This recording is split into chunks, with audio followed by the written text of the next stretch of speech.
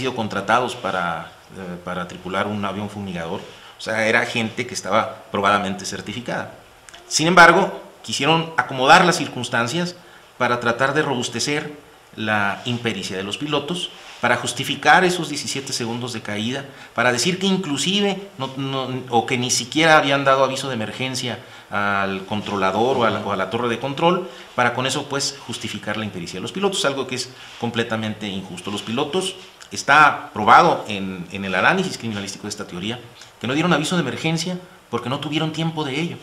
La caída no duró 17 segundos, la caída conforme el análisis criminalístico duró 3.9 a 4.1 segundos.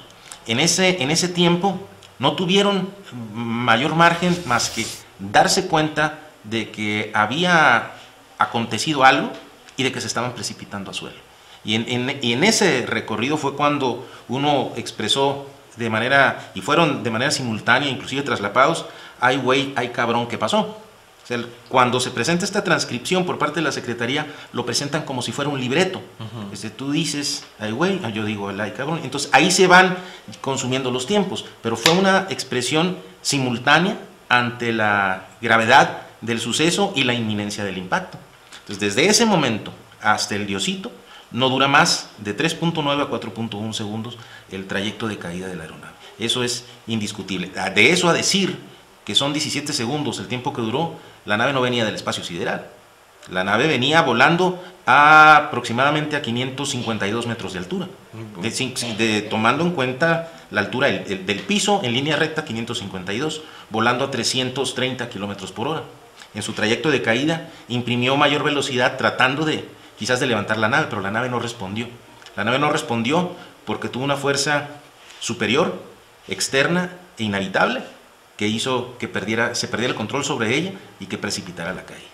O sea, ¿por qué superior? Porque fue de tal magnitud que ocasionó que la nave cayera. ¿Por qué externa? Porque fue ajena porque fue de fuera, por supuesto. O sea, no fue falla en los motores, no fue impericia de los pilotos. ¿Y por qué inevitable? Porque no pudieron evitar precisamente la caída y mucho menos el impacto. Hay algo que llama la atención en todo lo que se narró en torno a este suceso. Si hubiera habido algo más, ¿lo puede registrar la caja llamada negra? Por supuesto. Curiosamente, en el análisis de todos los elementos que fueron siendo públicos, curiosamente, en ese recorrido, San Luis Potosí, Ciudad de México, la caja negra de datos no funcionaba, curiosamente. ¿Por qué curiosamente? Porque fue la única ocasión en que no funcionó la caja negra de esta aeronave, pero sí funcionó la caja negra de voz y sí funcionó la grabadora de voz de cabina. La ausencia de datos registrados, de los datos del vuelo, que supuestamente no funcionaba, no impide arribar a la conclusión de que la teoría es insostenible. ¿Por qué? Porque se analiza precisamente los tiempos. ¿Qué tiempos? Los tiempos de las expresiones, de los diálogos, de los recorridos de la aeronave. O sea, se analizan los tiempos, los momentos, los movimientos, las expresiones y los desplazamientos. O sea, se hace un análisis de todos esos elementos en su conjunto, sumados al entorno general. ¿Qué van a concluir la teoría? El análisis de los elementos objetivos, indudablemente, a partir de esa premisa de que las verdades se prueban y no se dicen. Nada más se dicen las verdades, entonces son especulaciones o son teorías no probadas. Cuando las verdades se prueban, entonces la teoría cobra una firmeza lo suficientemente fuerte para sostener cualquier análisis criminalístico o para sostener cualquier opinión en contrario. La otra cosa que llama la atención es que el embajador de Estados Unidos se convierte en el vocero, no sé si oficial u oficioso del gobierno, cuando determina antes que el propio secretario o que cualquier vocero del gobierno que fue un accidente. Claro, ahí el embajador, de una manera poco seria y responsable, Tony Garza, el embajador Tony Garza. Sí, porque no hay actualmente embajador. El embajador Tony Garza, de manera poco seria y responsable, entrometiéndose en los asuntos de la seguridad nacional, hace precisamente esa expresión y da como resultado el accidente de la aeronave. Y por concluido el asunto, propiamente. Fue una medida no criticada por el gobierno federal. Fue una medida no criticada inclusive por los propios medios nacionales. Entonces, ya desde poco antes se comenzaba a ver cómo había una manipulación de los medios para robustecer la teoría del accidente por parte del gobierno federal. Para allá voy.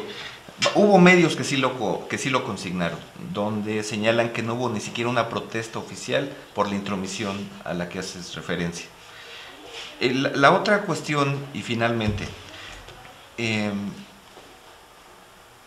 o se saturó mucho al público con toda esta información, con toda la salida de Telles a la televisión, etcétera, o hay algo que está sucediendo para que el libro no tenga un desmentido oficial. No ha habido desmentido oficial porque no se puede desmentir. Y no porque a lo que yo arribo en mi libro sea la verdad absoluta. A lo que yo arribo es a desacreditar la teoría oficial de que es insostenible en la forma en que la presentaron. No lo pueden hacer porque es evidente, las inconsistencias, las incongruencias y las manipulaciones ahí están a partir de los mismos datos hechos públicos por el gobierno federal. En un principio, digamos los primeros días que cayó el avión, sí hubo una información muy abundante por parte de la Secretaría, análisis de la información por parte de los medios, por los propios editorialistas de los medios, una información importante, una valoración de los hechos, algunas suposiciones, conjeturas y conclusiones en algunos de ellos.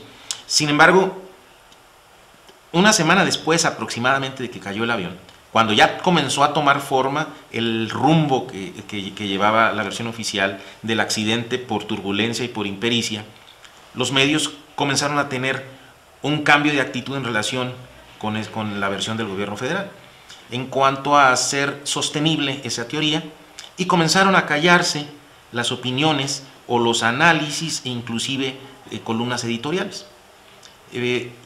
A partir de que se hace público el libro yo lo publico en diciembre y al que tienen acceso todos los medios, no se hizo algún comentario en relación con él, no por publicidad, sino por objeción de las conclusiones, sino por objeción a la conclusión de que descalificaba la teoría oficial. El propio gobierno federal no salió a argumentar de que eran o de que fueran conclusiones poco sostenibles. Entonces, por eso es que ¿por qué el gobierno no ha salido? Porque no tiene elementos para poder desacreditar las conclusiones del libro. ¿Crees que hay una censura en torno al libro, a la investigación criminalística que llevaste a cabo? Absolutamente, porque no se ha hecho ningún comentario, ninguna crítica o reflexión al respecto. Es una censura a la verdad, es una censura al derecho que tiene el pueblo mexicano de saber por qué cayó el avión, cómo pasó la caída del avión. Es una censura a ese derecho que se tiene del saber la verdad de las cosas. Pero no solamente decirla, sino probarla, que es muy importante, y es la diferencia entre una especulación y una investigación criminalística. Probar las cosas con los elementos que se tienen. ¿Cuáles son las consecuencias finalmente, abogado, de este accidente? ¿Cuáles consideras que sean las consecuencias del accidente para el gobierno de Felipe Calderón? Desgraciadamente, pues la pérdida de vidas humanas de todos fue muy lamentable. Las consecuencias es, ojalá pudiera probarse de que fue un accidente, ojalá pudiera probarse de que fue la turbulencia, ojalá pudiera probarse que fue una falla mecánica o que fue incluso la impericia de los pilotos, pero desafortunadamente no es algo que se pueda probar. La consecuencia demuestra que fue la muerte del número 2 en la política nacional, que fue la muerte de un hombre muy querido por el presidente Calderón. Fue un golpe en el corazón indiscutible. Considerar que pudo haber sido consecuencia de algunas de las acciones del gobierno, quizás inclusive de las acciones que está tomando o que ha tomado desde hace tiempo o de ataque a la delincuencia organizada, pudiera ser una línea de investigación o una teoría probable, que son dos cosas diferentes. Una línea de investigación se da en una investigación policíaca, una teoría probable se da en una investigación criminalística. Pero así como siempre después de un delito se habla de líneas de investigación, hay tantas líneas de investigación, en una investigación criminalística debe de hablarse de teorías probables. Probar la teoría es otra cosa a partir de los indicios que se tienen. Entonces, ojalá pudiera probarse que fuera un accidente, porque demostraría que el gobierno no es frágil, demostraría que la lucha va en buen sentido. Ojalá pudiera hacerlo, pero eso le corresponde al gobierno federal, decir qué pasó y cómo pasó, probando a partir de los indicios que existen, no diciéndolos nada más. Muy bien, Pues muchas gracias por la Al entrevista, contrario. Liceo Francisco Castro Gracias a Trenti, y muy amables ustedes. Gracias.